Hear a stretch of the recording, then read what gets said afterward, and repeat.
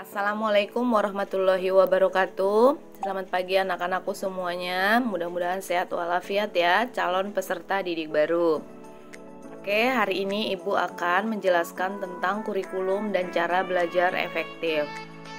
Di mana kurikulum adalah perangkat mata pelajaran dan program pendidikan yang diberikan oleh suatu lembaga penyelenggara pendidikan kepada pelajaran dalam satu periode jenjang pendidikan. Nah, dalam Undang-Undang Nomor 20 Tahun 2003, Pasal 1 Ayat 19, di sini dikatakan adalah penyelenggaraan kegiatan pelajaran untuk mencapai tujuan pendidikan tertentu. Nah, fungsi kurikulum bagi sekolah itu adalah sebagai alat mencapai tujuan pendidikan yang diinginkan dan mengatur segala kegiatan sehari-hari, di mana program pendidikan yang harus dilaksanakan, penyelenggaraan jenis program pendidikan.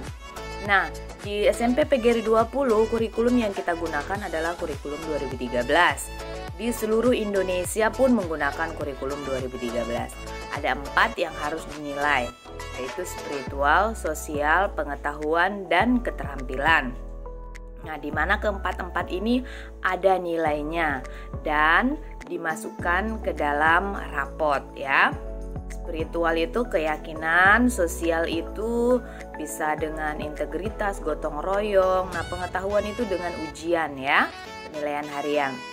Nah, contohnya di sini contoh rapot kurikulum 2013 atau contoh rapot PGRI 20 nih, nilai sikapnya, nilai sosialnya minimal B ya, baik.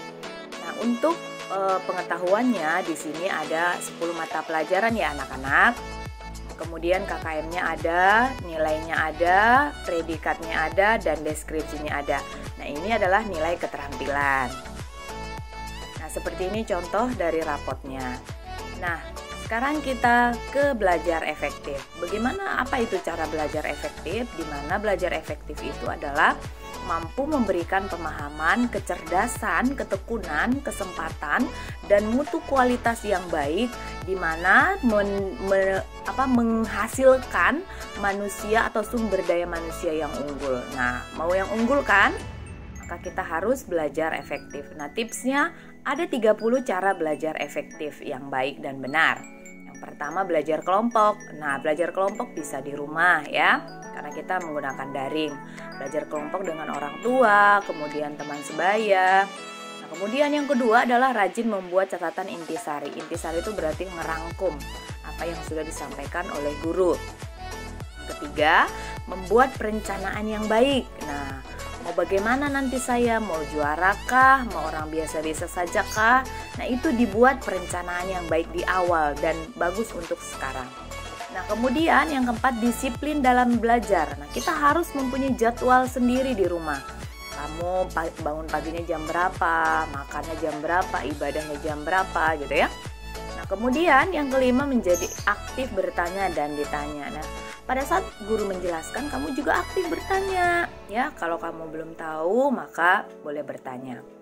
Belajar dengan serius dan tekun. Nah, namanya belajar harus dengan keseriusan supaya mendapatkan hasil yang bagus dan maksimal. Nilainya juga bagus.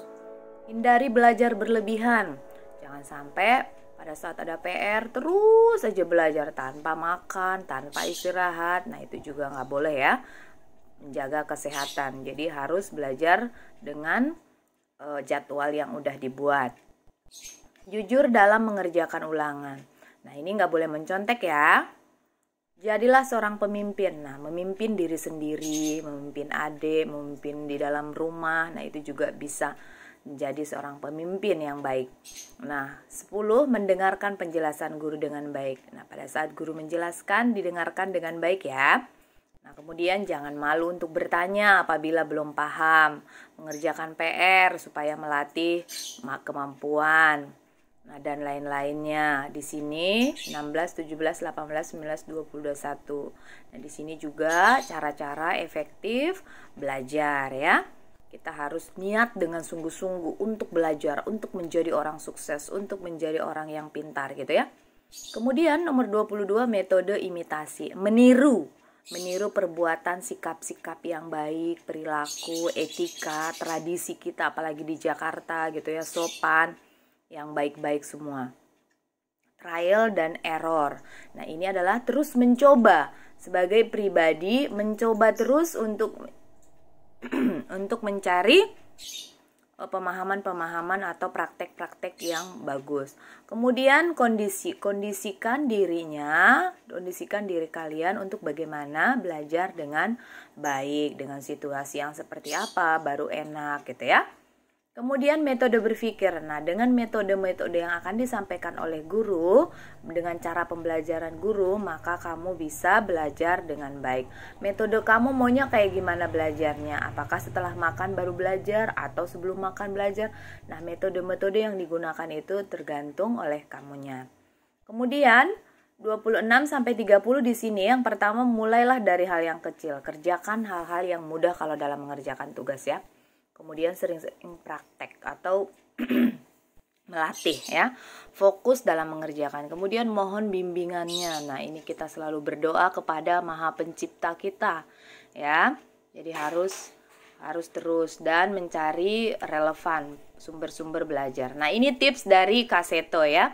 Dimana kita belajar daring ini perlu kerjasama berbagai pihak. Nah, berbagai pihak, orang tua, keluarga, memperhatikan tingkat stres dan kehidupan kita tuh seperti apa. Kemudian menciptakan suasana yang menyenangkan. Dimanapun berada, ciptakanlah suasana yang menyenangkan ya, supaya ilmu pengetahuan itu masuk ke dalam pikiran kita. Dan pesan ibu, pakai masker, cuci tangan, pakai sabun dan jaga jarak. Hindari kerumunan. Karena imun kita sehat, maka tubuh kita juga sehat. Oke, cukup sekian materinya. Wassalamualaikum warahmatullahi wabarakatuh.